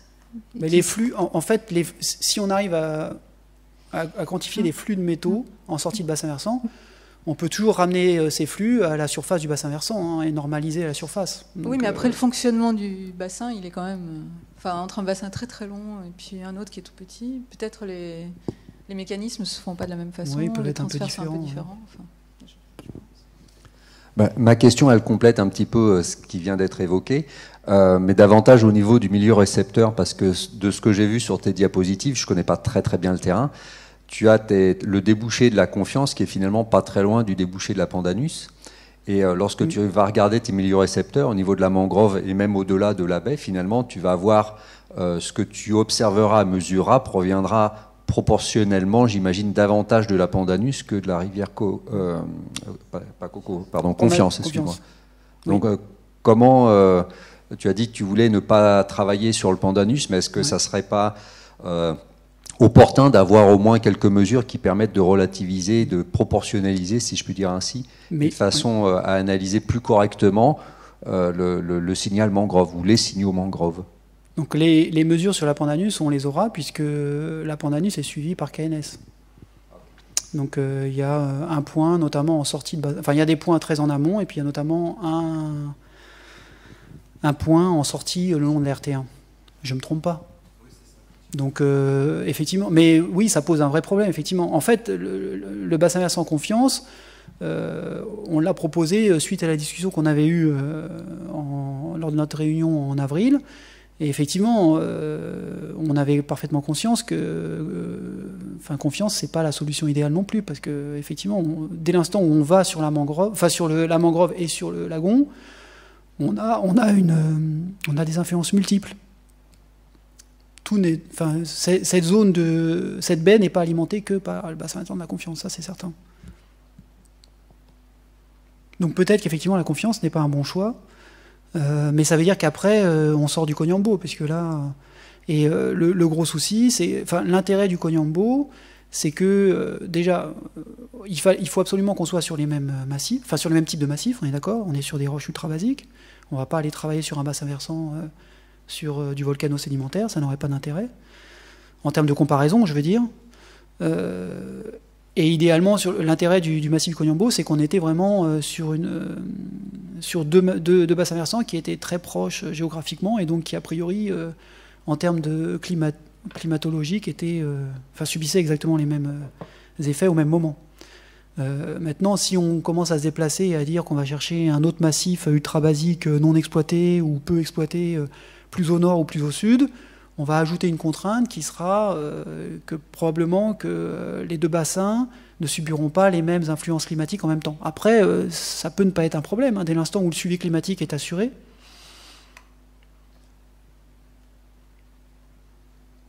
Peut-être juste pour compléter sur cette question, effectivement, si on prend déjà ce que disait Yves, c'est effectivement dès qu'on va rentrer dans le milieu lagonaire au réceptacle, on risque d'avoir des problèmes parce qu'il y a beaucoup de bassins qui débarquent dans cette baie et on ne va pas savoir d'où viennent les flux de métaux et ce qu'on associe à la Confiance ou pas. Et donc pour comparer ça avec la Thaléa, on risque d'avoir après des problèmes. Et par rapport aussi à la problématique d'exposition des organismes, c'est pareil, sur des mêles, on va avoir des problèmes pour identifier les sources, avec surtout sur tout ce qui est poissons lagonaires, qui ne sont pas forcément sédentaires à un estuaire ou une zone d'influence d'estuaire, qui vont se déplacer. Donc comment ils ont été exposés, ça on va avoir un problème pour les déterminer. Et par rapport à Metexpo sur les populations humaines, il y a une tâche du projet qui prévoit de travailler sur justement ce bassin sous influence minière et un bassin ultramafique sans ou peu d'influence minière. Et là on n'a qu'une population sur la zone, c'est la population de Honjo, qui est vraiment, on va dire, fortement exposée aux produits de la mer. Et eux, ils sont influencés par l'ensemble de ce qui descend du massif, indifféremment des... Donc c'est pour ça que là, on aura un problème de référence également, d'où l'idée, effectivement, peut-être de déplacer la référence ailleurs que sur le massif du Cognambo, si on a des données climato qui suivent. Voilà. Donc c'est une réflexion à avoir de manière globale comme disait David, avec tous les services, je pense. Mais ça va être la grosse contrainte, c'est que si on sort du massif du Koniambo et on va sur un autre massif ultrabasique, a priori, on va être tenté de chercher un massif ultrabasique qui n'est pas exploité. Et si c'est un massif ultrabasique qui n'est pas exploité, il ne sera pas instrumenté. Donc on n'aura pas les outils climato, etc. Donc, après, peut-être discuter avec la DAVAR, voir si dans leur cadre, l'équipement qu'ils sont en train de réfléchir aujourd'hui, on ne peut pas avoir un pluvio qui est un pluviomètre et puis peut-être des équipements à voir ce qu'il te faut. Ouais. De toute façon, je pense qu'on se heurte toujours à la même question, c'est comment et où trouver un bassin versant non impacté en Nouvelle-Calédonie. Finalement, que ce soit au sud, au nord, à l'est, à l'ouest, c'est toujours le même problème. Voilà. Je pense qu'on trouvera des solutions, il faut juste que tout le monde soit autour de la table, oui. On pose le plan de suivi, on voit les objectifs du projet, puis on fait un score sur les différents bassins versants, et puis à l'issue de ça, on prend ce qui est, je pense, le moins pire. De toute façon, la pyramide de bien, c'est la réalité. Mais l'essentiel, c'est que tous les intervenants, toutes les personnes qui sont en lien avec le suivi hygrométrique, hydrologique, météorologique, et aussi associés à de la mesure de qualité, soit autour de la table, puissent exposer leur point de vue pour qu'on puisse prendre la meilleure décision. Oui, je voulais juste rebondir sur l'idée de communiquer. C'est vrai que ce genre de sujet impacte un peu la population et ça peut intéresser les gens. Mais ce que je veux dire, c'est qu'il ne faut pas quand même oublier que ce projet a pris comme exemple, en tout cas, le support d'études Koniambo. Mais ça doit être, je dirais, un projet qui doit bénéficier à l'ensemble. Et donc la communication ne doit pas s'adresser qu'aux gens de Koniambo, parce qu'il ne faut pas oublier que tout le monde qui se trouve en bas de la mine est concerné. De ce côté-là, il faut que la communication soit pour tout le monde. Et donc, qu'est-ce que tu suggères? Parce qu'en fait, toutes les réunions du CNRT sont ouvertes, on essaye de communiquer. Après, on peut se déplacer, à Koné, parce que ça se passe au nord, mais pour ce projet-là, je ne sais pas si on va aller en parler à Thio, par exemple. Non, ce que je veux dire par là, c'est que s'il faut vraiment communiquer, il faut que ce soit bien monté en collaboration avec ceux qui font les études et voir quel est le système de communication qu'il faut mettre derrière pour que ça soit maîtrisé, parce que ça peut être aussi à double tranchant. Si on peut faire de la communication à outrance, ça peut aussi semer un peu de réaction, de peur non justifiée. Et d'autre part, je pense qu'il y a, comme disait le collègue là, de KNS, il y a des lieux au sein desquels on peut dispenser des informations, que ce soit au niveau des mairies ou au niveau de la province, mais sans pourtant dire que c'est l'étude, c'est pour Koniambo, mais c'est une étude CNRT. Elle a pris l'exemple de Koniambo, mais c'est l'impact, en tout cas, l'objet de cette étude, c'est pour se poser la question et avoir des réponses pour l'ensemble de cette problématique en Nouvelle-Calédonie. C'est ça ce que je veux dire. D'accord. Bien noté. Vous avez d'autres questions? Si on n'a pas d'autres questions sur ce programme-là, on peut passer à Metexpo, donc le 3e.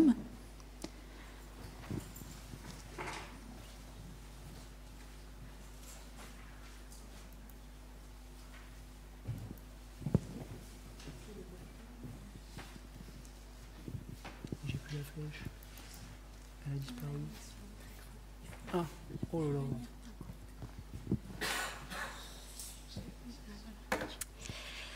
Donc bonjour, je me présente, je suis Lise Capaldo, je suis interne en pharmacie au laboratoire de biochimie au CHT de Nouméa. Et donc je vais vous présenter l'étude Metexpo, qui traite des niveaux d'imprégnation et des déterminants de l'exposition humaine aux métaux en Nouvelle-Calédonie. Donc, alors je ne sais pas pourquoi ça n'apparaît pas.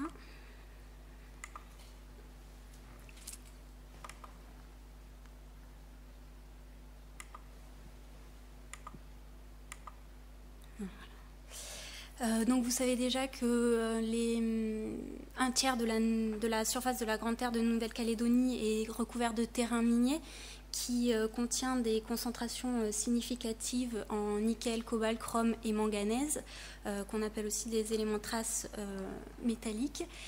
Donc l'érosion naturelle des sols et l'exploitation à ciel ouvert de ces terrains miniers entraînent l'exportation vers le réseau hydrographique et la dispersion dans l'air de particules fines chargées en éléments traces métalliques qui contribuent à l'exposition de la population locale à ces métaux.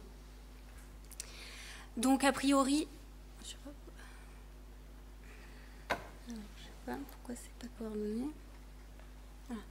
Donc a priori, la population générale est exposée à ces métaux via l'inhalation de poussière, l'ingestion d'eau potable et l'ingestion d'aliments contaminés par les sols, l'eau d'irrigation et les retombées atmosphériques de poussière, ainsi que par les produits de la pêche du lagon. Cas particulier des travailleurs de la mine qui sont aussi exposés de manière professionnelle à ces métaux. Donc une étude exploratoire de la toxicité et de l'exposition humaine à ces 4 métaux a été présentée dans un rapport au CRNT en 2011 et conclut en une toxicité non négligeable de ces 4 métaux. Donc à ce jour, aucune donnée n'est disponible sur l'exposition de la population calédonienne dans les régions minières. Donc, dans ce contexte, une description de l'exposition de la population générale par un programme de biosurveillance doit être envisagée. Donc, un petit rappel sur ce qu'est la biosurveillance. Donc, la biosurveillance, c'est la surveillance de l'exposition humaine à des substances chimiques à l'aide de biomarqueurs qui sont mesurés dans les liquides et tissus biologiques. C'est une mesure individuelle qui permet d'évaluer la charge corporelle en intégrant les différentes voies d'absorption à partir de l'ensemble des sources de contamination. Donc la biosurveillance est soumise toutefois à des limites techniques, pratiques et humaines. Donc notamment les paramètres cinétiques des toxiques, d'acceptabilité par la population, etc. Donc l'objectif des études de biosurveillance est de décrire et analyser les niveaux d'imprégnation à divers polluants dans la population, notamment en vue d'établir des valeurs de référence, d'identifier des populations particulièrement exposées ou sensibles, de suivre les évolutions dans le temps et de guider les mesures de gestion du risque. Donc concernant ces 4 métaux, l'urine est la matrice biologique de choix. En effet, c'est la voie principale d'excrétion pour ces métaux, sauf pour le manganèse, mais on a rapporté des études, des analyses urinaires de manganèse. Ces métaux possèdent une demi-vie acceptable et en font des biomarqueurs fiables. Ensuite, l'urine est un prélèvement non invasif et ces métaux sont mesurés, sont analysés classiquement en routine. Voilà, des techniques existent. Donc, ensuite, ces métaux ont fait l'objet de nombreuses enquêtes de biosurveillance, que ce soit dans la population générale et dans des populations exposées, donc, auxquelles on pourra comparer les résultats obtenus en Nouvelle-Calédonie. Donc ce projet Métexpo se propose dans un premier temps de mettre en place une étude de biosurveillance qui aura pour objectif d'évaluer l'exposition de la population générale vivant sur le territoire calédonien, de déterminer si les personnes résidant dans les régions minières sont surexposées à ces métaux et d'évaluer le rôle des exploitations minières sur ces niveaux d'exposition. Dans un deuxième temps, le projet s'attachera à identifier les principales sources d'exposition aux métaux dans cette population. Donc l'étude se déroulera en 2 phases. Une première étape, la phase A, qui consistera en une photographie du niveau d'imprégnation de la population calédonienne à ces 4 métaux. Et une deuxième étape, la phase B, qui s'attachera à identifier les principales sources environnementales. Donc, pour entrer plus en détail sur les deux phases, donc la phase A, donc l'étude d'imprégnation, donc il y a une phase préparatoire où est réalisée une synthèse bibliographique des études traitant de la biosurveillance et des sources de contamination à ces 4 métaux, et où seront rédigés les documents pour le recueil, donc les formulaires de consentement, les fiches d'information, les protocoles d'enquête et de prélèvement, et également les questionnaires. Donc dans une deuxième tâche, la deuxième tâche sera, ce sera donc le recueil des données. Donc l'étude d'imprégnation sera conduite sur l'ensemble du territoire calédonien, qui sera divisé en 5 secteurs: nord-ouest, nord-est, sud-est, sud-ouest et les îles Loyauté. Le recrutement de la population aura lieu dans 3 à 6 dispensaires par zone géographique et permettra d'atteindre un effectif total de 1020 sujets, donc nécessaires pour avoir une précision de 15% sur l'estimation des concentrations urinaires en métaux. Donc ça correspond à 100 adultes et 70 jeunes par zone, sauf pour Nouméa où les effectifs seront doublés, puisque 2/3 de la population vit sur Nouméa. Voilà, donc le recrutement se fera au fur et à mesure des consultations médicales, après information et obtention de consentement éclairé des participants. Un questionnaire général et un questionnaire alimentaire leur sera présenté et un prélèvement d'urine sera effectué. Donc la troisième tâche consistera au traitement des données recueillies. Donc les urines seront transportées au CHT de Nouméa, où sera effectué le dosage de la créatinine urinaire. Le dosage des 4 métaux sera assuré par un laboratoire extérieur accrédité COFRAC, qui sera recruté après appel d'offres. Les questionnaires seront saisis et codés, les adresses seront géolocalisées et les consommations alimentaires journalières seront calculées. Enfin, les variations des concentrations urinaires moyennes en fonction des variables sociodémographiques, résidentielles et alimentaires seront analysées et présentées dans un rapport à la fin de cette étape. Pour la phase B, donc, qui concerne l'identification des principales sources, donc, cette partie de l'étude se déroulera sur 2 sites, donc 2 sites qui ont été retenus dans le cadre des 2 projets précédents. Donc, il s'agira d'un site témoin qui sera localisé hors zone d'influence d'un site minier ancien ou en activité, et un site exposé qui sera, lui, au contraire, en zone d'influence d'un site minier. Donc les prélèvements seront effectués autour de 100 habitats. Ça concernera des prélèvements de sol intérieur-extérieur, des prélèvements d'eau potable, et également des prélèvements de fruits et légumes dans les potagers. Ces prélèvements se feront autour du domicile, du lieu de travail et des établissements scolaires. Donc pour chaque métaux, les prélèvements seront analysés et les principales sources contribuant aux concentrations urinaires seront étudiées à l'aide d'un modèle statistique. Au terme de cette phase, 2 rapports seront rendus sur les résultats des analyses des prélèvements et les résultats des principales sources de l'exposition environnementale. Donc pour résumer, voici le calendrier donc, des différentes tâches. Donc, le projet devrait se dérouler sur une durée totale donc, de 36 mois. Nous sommes actuellement dans la tâche 1 a déjà commencé avec la préparation des documents. Voilà, donc après il y a donc les phases de recueil, d'analyse statistique, d'analyse des poussières et la modélisation. Donc ce projet s'articule autour de 4 équipes présentant des spécialités différentes. Donc le projet, la coordination du projet est sous la direction de l'équipe d'épidémiologie environnementale de l'unité INSERM U1085 IR7 à Rennes, qui est dirigée par Sylvaine Cordier, qui a coordonné en particulier des études sur les niveaux d'imprégnation et les effets sanitaires du mercure en Guyane.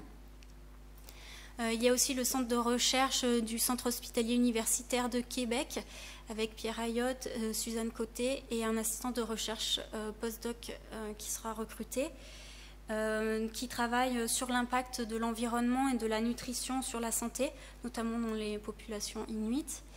La société BioEco, avec Yannick Dominique, qui donc spécialisée en écotoxicologie, qui est donc à Nouméa et qui donc a une bonne connaissance du contexte environnemental et minier calédonien. Et enfin, le laboratoire de biochimie et toxicologie du CHT de Nouméa, qui s'est intéressé notamment aux éléments traces métalliques dans les plantes médicinales et à leur toxicité. Donc enfin, pour finir, une diapo sur donc les ressources locales nécessaires. Donc ce projet ne pourra commencer et aboutir sans l'accord des responsables de santé publique et des différents dispensaires. Il faudra par la suite donc identifier aussi un coordinateur clinique par centre et un pour l'ensemble de la phase de recueil. Et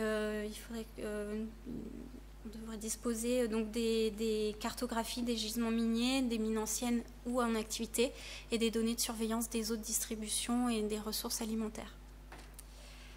Voilà, je vous remercie.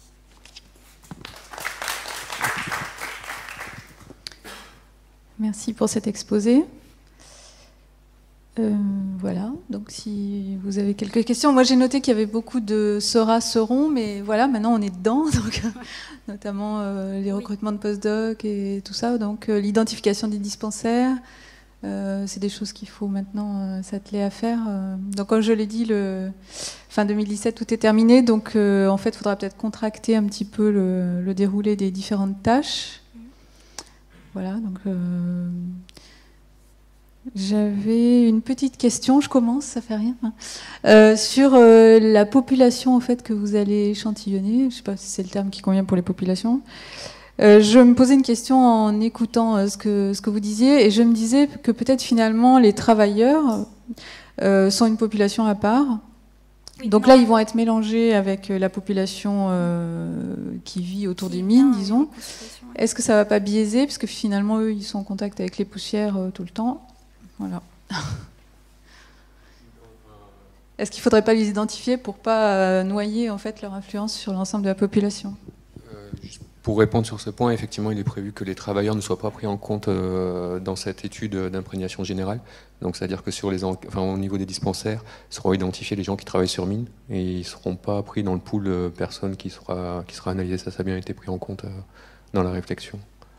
Donc, pour l'avancée des premières phases, aujourd'hui, l'INSERM a fait toutes les démarches et le CHU Québec aussi au niveau des différents documents contractuels avec les différentes agences de...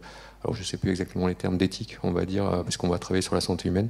Donc, il y a eu l'accord des différentes agences d'éthique, que ce soit françaises ou que ce soit canadiennes, québécoises par rapport à l'implication du CHU. Donc, ça, c'est des phases qui ont été faites. Et on a les accords. Il faudra voir au niveau Nouvelle-Calédonie s'il y a besoin, en plus de la demande qui a été faite en métropole, d'avoir une demande particulière. Et surtout, après, maintenant, il faut voir l'implication de la DEPAS et des DAS pour les impliquer sur le projet, qu'ils soient tenus informés, et pour les centres, les dispensaires, les mettre, voir comment on peut fonctionner avec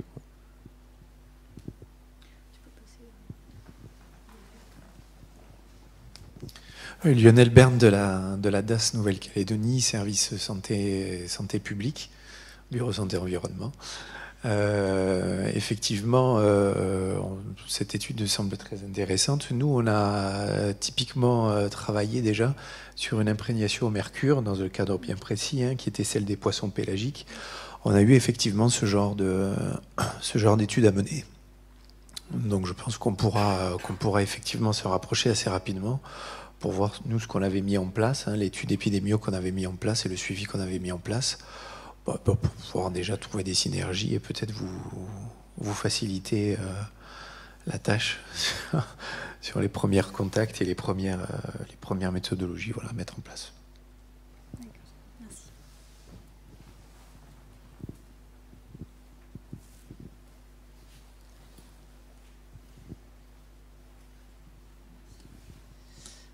Céline Hirzel de la DIMANC.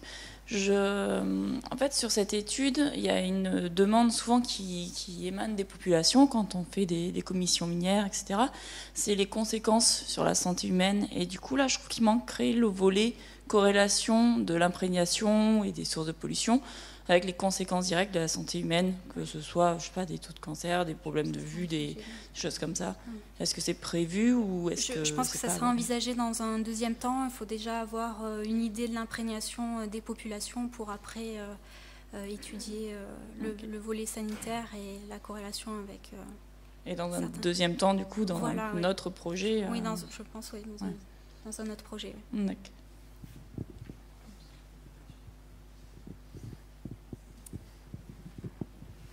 Bonjour, je ne m'étais pas présenté tout à l'heure, Sébastien Siboni, Vallée Nouvelle-Calédonie.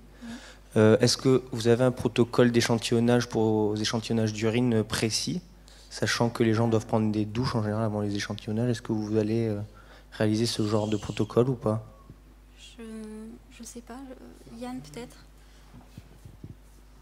Le protocole a déjà été fait. Bon, il est améliorable, naturellement, il est en cours de réalisation.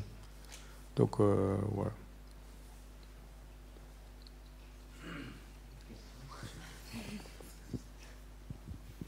Bonjour, Gaëlle Rivière, médecin du travail chez Vallée. Je ne sais pas si ça apparaissait dans votre présentation, juste une petite question concernant votre questionnaire de recueil auprès des populations. Est-ce que vous incluez notamment des données médicales concernant les derniers examens durant l'année ou les 6 derniers mois, concernant également le port d'endoprothèses ou de prothèses en général qui peuvent relarguer certaines formes de métaux? Est-ce que c'est inclus dans votre protocole? Je ne sais pas. Développer? Oui, notamment certains examens radiographiques avec des injections de produits de contraste qui peuvent présenter aussi des métaux type nickel, cobalt, ou des prothèses de hanche, etc. Il y a un relargage possible, effectivement, au niveau... Voilà. Dernière petite question. Justement, sur les échantillonnages de nickel, cobalt, des différents métaux, est-ce que vous avez étudié les différentes formes de métaux que vous avez analysées? Est-ce que c'est des formes solubles, insolubles? Sachant que quand vous allez peut-être aller faire vos échantillonnages sur Nouméa, ça peut être des formes insolubles, plus métalliques. Quand ça sera sur site minier, je ne sais pas, ça sera des insolubles. Est-ce que ça, c'est défini aussi dans vos protocoles d'échantillonnage ou pas? Alors ça, j'ai aucune... Dans le dosage... Dans les... C'est le nickel total? Ça sera le nickel total, on ne fait pas de spéciation actuellement. Et par contre, on va garder une sérothèque, les urines vont être congelées. Quand on arrivera à faire de la spéciation, notamment pour le chrome 6, on n'arrive pas à faire de la spéciation encore dans les liquides biologiques. Quand ça sera mis au point, eh bien, on pourra le faire. Donc pour l'instant, ce sont les nickels total, ce sont les métaux totaux. Je suis désolée, j'ai encore une petite question, parce que durant tout le début de la conférence, j'ai beaucoup entendu parler des mines, des travailleurs aussi sur mines potentiellement dans votre étude. Je n'ai pas entendu parler de l'usine. Alors est-ce que ça inclut effectivement les travailleurs qui vont travailler sur l'usine de production, enfin le traitement de minerais, etc. Parce que nous, bien évidemment, en termes d'exposition, ce sont bien nos travailleurs sur le site de l'usine qui sont le plus exposés, avec des formes solubles ou insolubles. Donc voilà, juste cette petite question qui m'interpelle. Non, justement, les travailleurs seront exclus de... Vous les excluez complètement de votre étude? D'accord, parce qu'effectivement, au début... D'accord, c'est population générale, et vous écartez tous les travailleurs qui soient sur mine ou sur le site d'une usine de... D'accord. Et en fait, pourquoi, puisqu'on les écarte, on ne pourrait pas les traiter à part pour voir la différence avec la population autre?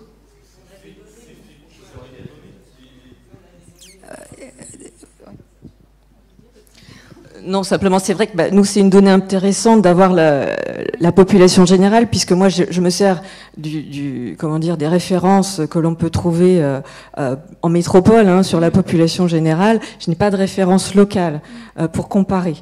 Donc, c'est vraiment une donnée qu'on attend, nous, particulièrement. c'est vrai que ça peut être couplé aussi à l'exposition des travailleurs, puisque sur les différentes sites de traitement, mines, minerais, etc., on fait de la surveillance et on a des bioindicateurs sur notre population de travailleurs. Donc ça, c'est vrai que ça peut être couplé effectivement, même au niveau des données santé. Hein. Ça, je pense que c'est intéressant. Peut-être dans un second temps, je ne sais pas, mais c'est à réfléchir. C'est vrai que du coup, ça serait peut-être intéressant quand même qu'il y ait une discussion pour voir quel protocole vous appliquez, quelles analyses vous faites sur les travailleurs, pour qu'on puisse éventuellement voir si ça correspond avec ce qui va être fait et tirer des conclusions après, pouvoir comparer des résultats, même si c'est de façon succincte, et d'avoir une idée de...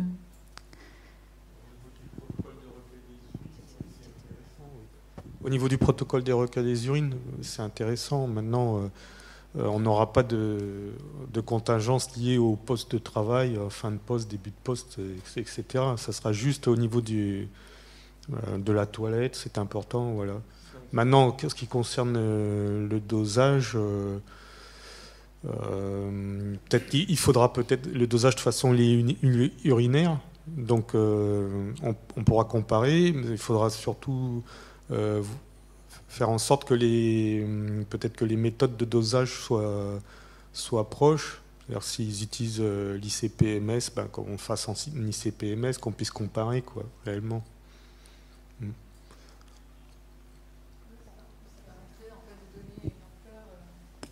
Au projet, et puis de mettre en corrélation les suivis. Alors je ne sais pas chez SLN comment ils font. Peut-être KNS, je ne sais pas. Après, il y a peut-être une réunion avec la profession minière à mener pour être sûr qu'on s'accorde et qu'on pourra comparer après. Hein, je sais pas.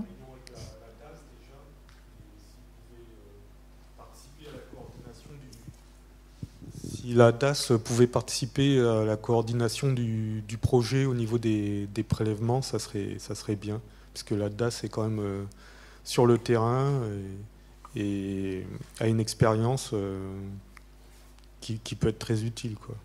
Ça serait bête que la DAS soit mise à l'écart, c'est sûr. Donc la DAS qui pourrait entraîner derrière les différentes dépasses, parce que je pense qu'il faut que les dépasses soient associées aussi. C'est indispensable. Si on n'a pas l'accord et si on n'a pas l'implication des services de santé de la Nouvelle-Calédonie et des dépasses, de la DAS et des dépasses, on ne peut pas faire le projet.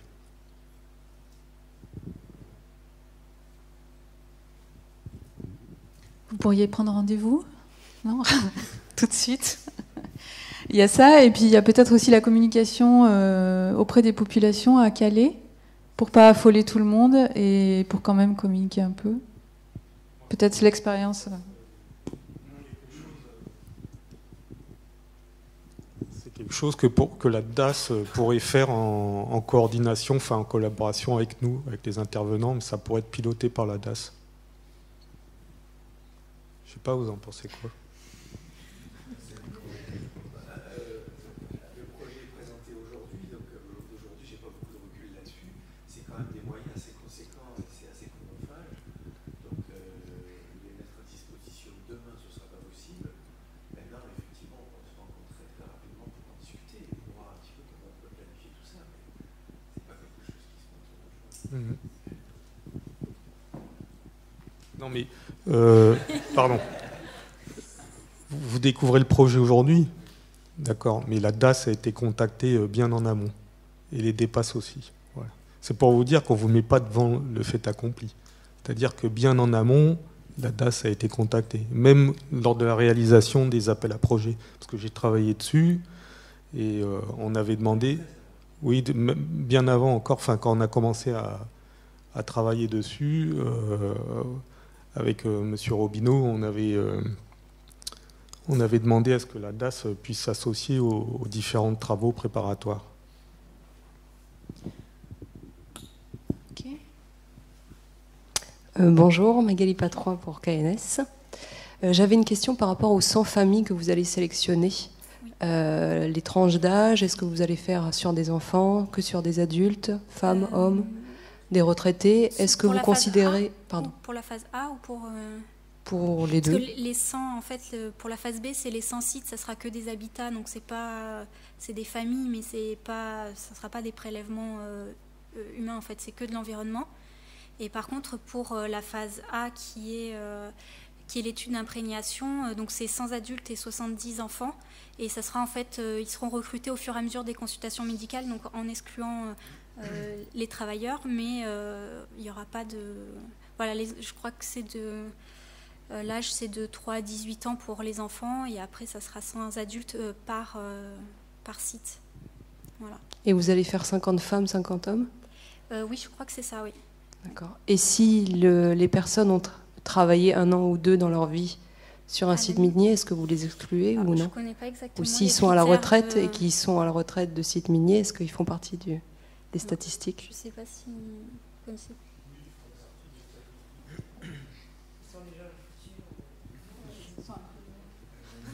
Je pense qu'ils feront partie des statistiques, oui. Ça sera noté dans les renseignements et puis ça sera étudié. C'est pas nous qui le ferons, hein, ça sera l'INSERM, l'IRSET qui fera ça. Mais on va pas se priver de personnes ressources, quoi. Je veux dire, tous les éléments intéressants seront notés de toute façon. Et après, on verra ce qu'on pourra en faire, oui.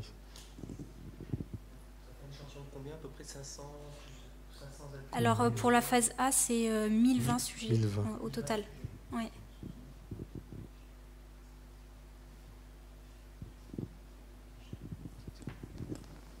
C'était en réponse à la commentaire de France. Je pense que c'est au projet d'être le pilote des rencontres entre à la fois les différents partenaires miniers et justement les services du gouvernement qui sont concernés par les différents projets. Concernant les différents mineurs, on ne trouvera pas le temps, on ne le fait pas à l'heure actuelle, et difficilement on pourra se rencontrer sur cette thématique-là et discuter. Et c'est vraiment au projet de fédérer et d'amener tout le monde autour de la table et d'amener les discussions. Après, un deuxième point sur l'ensemble des projets, en fait, en tant que fournisseur de données, je pense que ce qu'il faut que vous mettiez en place rapidement, c'est un lieu d'échange. Que ce soit avec Internet ou toutes les technologies possibles et imaginables, de façon à nous faciliter en fait la communication. La communication dans les deux sens. Qu'on puisse avoir un lieu où on puisse vous mettre à disposition l'information dont vous avez besoin, un lieu unique où chaque personne pourra récupérer cette information-là, une information qui est de toute façon communicable et diffusable. On n'a pas de règles d'exclusivité ou sur ce type de données qui sont à disposition de tout le monde. Et justement qu'on puisse aussi, nous, aller récupérer aussi de l'information qui pourrait être stockée, comme des rapports, etc. etc. Je pense que c'est intéressant de pouvoir développer cette plateforme. Je sais qu'elle avait été faite sur d'autres projets. Et voilà. Sur ce dernier point, donc en fait le CNRT a une plateforme qui s'appelle Sidonie, bon, qui est peut-être un petit peu compliquée, après peut être utilisée pour ça. Et après, chaque projet peut mettre en place une plateforme d'échange d'informations. Maintenant, avec les moyens modernes, c'est assez facile, non? Voilà, mais après, il faut étudier pour voir si Sidonie peut jouer ce rôle, puisqu'elle existe. Je peux demander à Bluesham, qui est notre prestataire. Après, pour la communication, effectivement, c'est le projet qui doit fédérer, qui doit en fait être le moteur des rencontres, soutenu par le CNRT, évidemment. Mais le coordinateur du projet, c'est vraiment lui qui doit initier les réunions s'il y a besoin avec les professionnels de la mine, qui va aller en direction de la DAS. Évidemment, c'est pas la DAS qui va faire l'étude. Ça, c'est pour répondre à Lionel, c'est très clair. Par contre, si on peut avoir un partenariat fort, enfin travailler vraiment ensemble en coordination, que vous puissiez mettre à disposition vos contacts, aider même, faciliter les contacts. Parce que c'est pas toujours facile de faire en sorte que les gens répondent, etc. Donc, on a souvent besoin de facilitateurs. Mais c'est clairement le coordonnateur du projet qui est la cheville ouvrière de tout ça et qui donc organise, propose des réunions, etc. En partenariat avec le CNRT, bien sûr, qui est là pour vous aider à concrétiser tout ça. Je suis absolument d'accord, mais c'est de la santé publique. Et en Nouvelle-Calédonie, comme en métropole, la santé publique, eh bien, il y a un organisme qui est incontournable, sont les directions de la santé. Donc moi, je ne peux pas aller de mon fait dire Yann Barguil, voilà, je vais organiser ça et ça et ça. La santé publique, c'est la DAS. Donc je suis désolé, si je veux bien organiser les choses, mais ça sera sous l'aval, sous la tutelle de la DAS, parce que je ne veux pas passer au-dessus de la DAS, parce que je ne suis pas compétent.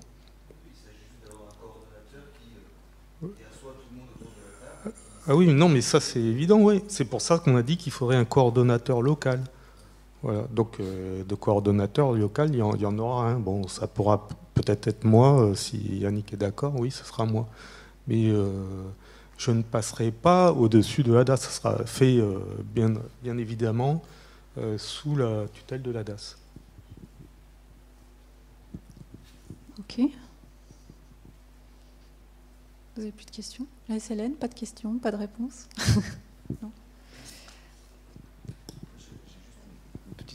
Une petite suggestion. On voit qu'on a 3 projets qui sont très proches, qui ont des données d'entrée qui sont les mêmes.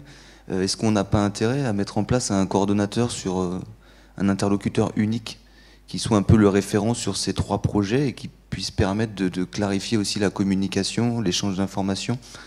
C'est une proposition, je jette un pavé dans la mare. Je sais pas, ces 3 projets donc, qui ont chacun un coordonnateur, c'est des gens qui travaillent souvent ensemble. Donc je pense, en tout cas pour ce qui est du projet DMML et Dynamine, donc ça fait juste 3 personnes. Je sais pas, après qu'est-ce que vous en pensez? Je pense que vous parlez beaucoup, non? Donc, je ne sais pas.